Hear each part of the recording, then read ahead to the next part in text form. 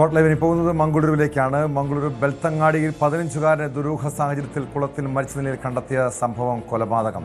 മരിച്ച സുമന്തിന്റെ തലയിൽ വാൾ പോലുള്ള ആയുധം കൊണ്ടുള്ള 3 മുറിവുകളുണ്ടെന്ന് പോസ്റ്റ്മോർട്ടം റിപ്പോർട്ടിൽ വ്യക്തമായി. കുട്ടിയെ പുള്ളിപ്പുലി ആക്രമിച്ചിരിക്കാമെന്നാണ് നാട്ടുകാർക്കിടയിൽ അഭ്യൂഹങ്ങൾ പരന്നിരുന്നത്. സംഭവത്തിൽ പ്രത്യേക സംഘം രൂപീകരിച്ച് അന്വേഷണം ഊർജിതമാക്കി. വിവരങ്ങളുമായി KV ബൈജു ചേരുന്നു. ബൈജു, ഇതെന്നായിരുന്നു ഈ സംഭവം, ഈ കൊലപാതകം നടന്നത്? ആരെങ്കിലും സംശയമുണ്ടോ?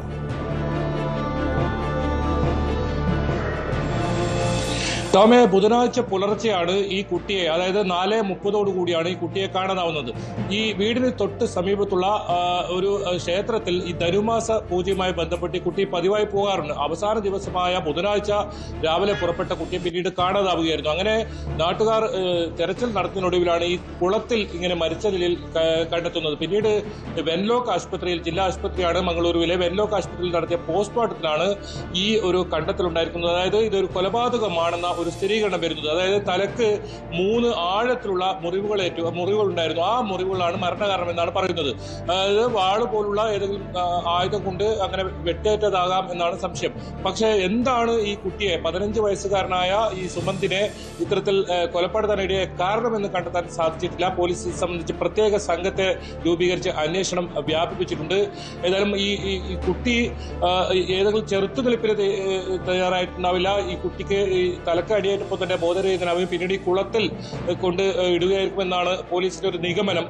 കാരണം ഈ കുട്ടി ധരിച്ചിരുന്ന ചെരുപ്പ് ഉൾപ്പെടെ മൃതദേഹത്തിലുണ്ടായിരുന്നു. അങ്ങനെ ഓടാനോ മറ്റോ ഈ കുട്ടിക്ക് സമയം ഉണ്ടായിരുന്നില്ല എന്ന് വേണം അതിൽ നിന്ന് മനസ്സിലാക്കാൻ. പോലീസ് അങ്ങനെയാണ് ഒരു നിഗമനത്തിലെത്തുന്നത്. പക്ഷേ എന്താണ് ഈ കുട്ടിയെ കൊലപ്പെടുത്താനുണ്ടായ കാരണം? ഈ കുടുംബത്തോടുള്ള വല്ല വിരോധവുമാണ്, അങ്ങനെ ഏതെങ്കിലും സംഭവങ്ങൾ ഇതിന് പിന്നിലുണ്ടോ എന്നൊക്കെ പോലീസ് അന്വേഷിക്കുന്നുണ്ട്. ഏതായാലും ഈ കുട്ടി പുലർച്ചെ എല്ലാ ദിവസവും 4:30 കൂടി ഈ ക്ഷേത്രത്തിൽ പോകാറുണ്ട്. വീടിന് തൊട്ട് അടുത്തുള്ള ഒരു ക്ഷേത്രം തന്നെയാണ്. പ്രത്യേകിച്ച് ധനുമാസ പൂജ, ആ ഒരു പൂജക്കായാണ് ഇങ്ങനെ രാവിലെ പോകുന്നത്. അങ്ങനെ പോകുന്ന സമയത്താണ് ഈ കുട്ടിയെ കാണാതാവുന്നത്. ടോം സൂചിപ്പിച്ചതുപോലെ തന്നെ പുള്ളിപ്പുലി പിടിച്ചതാകാം എന്ന ഒരു സംശയം ആദ്യം ഉണ്ടായിരുന്നു. അങ്ങനെ ഒരു അഭ്യൂഹം പരന്നിരുന്നു. കാരണം ഈ പ്രദേശത്ത് പുള്ളിപ്പുലിയുടെയൊക്കെ വലിയ ശല്യമുണ്ടായിരുന്നു.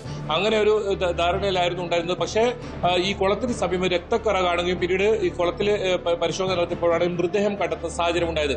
ഏതായാലും ഈ വലിയ ഒരു ഈ നാട്ടിൽ തന്നെ വലിയൊരു തോതിലുള്ള ഒരു നടുക്കമാണ് ഈ ഒരു കുട്ടിയുടെ മരണവുമായി ബന്ധപ്പെട്ടിട്ടുണ്ടായത്. എന്താണ് ഈ 15 വയസ്സുകാരനെ കൊലപ്പെടുത്താൻ കാരണം? അല്ലെങ്കിൽ ഇത്രയും വലിയ ആയുധം ഉപയോഗിച്ച് തലക്കൊക്കെ ഇത്തരത്തിൽ വെട്ടി 3 പരിക്കുകളാണ്, 3 വലിയ മുറിവുകളാണ് ഉള്ളത്. അതാണ് പോസ്റ്റ്മോർട്ടം റിപ്പോർട്ടിൽ പറഞ്ഞത്. അങ്ങനെ ഒരു കൊലപ്പെടുത്താനിടയായ സാഹചര്യം എന്താണെന്ന് പോലീസ് പരിശോധിക്കുന്നുണ്ട്.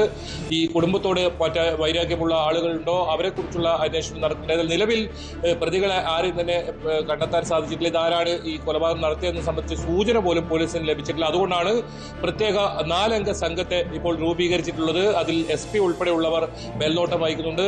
പല സ്റ്റേഷനിലുള്ള പ്രത്യേകം നേരത്തെ നല്ല പരിചയമുള്ള പോലീസുകാരെ തന്നെ നിയോഗിച്ച് അങ്ങനെ ഒരു പരിശോധനയാണ് ഇപ്പോൾ നടത്തുന്നത്. ഈ പ്രതികൾ എത്രയും പെട്ടെന്ന് പിടികൂടുമെന്ന് തന്നെയാണ് മംഗളൂരു പോലീസ് വ്യക്തമാക്കുന്നത്. ടോം,